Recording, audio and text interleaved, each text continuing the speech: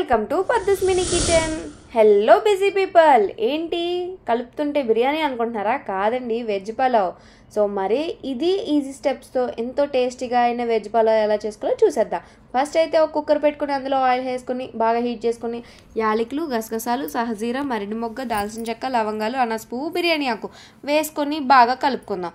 ఇప్పుడైతే 4 పచ్చిమిరపకాయలు, కొంచెం ఆనియన్స్ కూడా వేసుకొని బాగా రోస్ట్ చేసుకుందాం. ఇప్పుడైతే కొంచెం సాల్ట్ యాడ్ చేసుకొని అటు ఇటు బాగా డీప్ ఫ్రై చేసుకుని తర్వాత కొంచెం కరివేపాకు కూడా వేసుకొని ఇప్పుడైతే స్ప్రింగ్ ఆనియన్స్ వేసుకుంటున్నానండి. నా దగ్గర స్ప్రింగ్ ఆనియన్స్ ఉన్నాయి కాబట్టి వేసుకుంటున్నాను, లేదంటే పూర్తిగా ఆప్షనల్ అండి.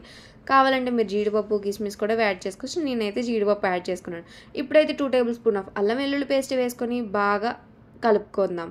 కలుపుకున్న తర్వాత కొంచెం టమాటా ముక్కల్ని కూడా ఇందులో యాడ్ చేసుకుని బాగా మగ్గించుకుందాం. టమాటా ముక్కలు ఎంత బాగా మగ్గితే టేస్ట్ అనేది ఎంత పర్ఫెక్ట్గా ఉంటుందండి. ఇప్పుడైతే 2 table spoon of garam masala కూడా యాడ్ చేసుకొని బాగా ఈ విధంగా కలుపుకుందాం. ఇప్పుడైతే నేను రైస్ యాడ్ చేసుకుంటున్నాను. రైస్ యాడ్ చేసుకున్న తర్వాత మనం ఈ విధంగా అనేది కలుపుకోవాలి.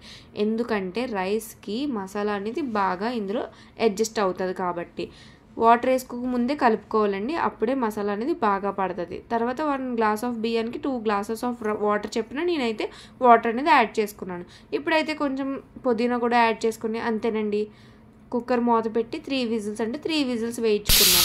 వేయించుకున్న తర్వాత కుక్కర్ మూత అనేది ఓపెన్ చేసుకుంటే ఆ వాసనకే గుమగుమలాడిపోతుందండి. అన్నం అయితే చాలా పొడిగా టేస్టీగా వచ్చిందండి. ట్రస్ట్ మీ, నేనైతే చికెన్తో సర్వ్ చేసుకున్నాను. Thank you for watching. Video నచ్చితే లైక్ చేయండి, షేర్ చేయండి, సబ్స్క్రైబ్ టు మై ఛానల్.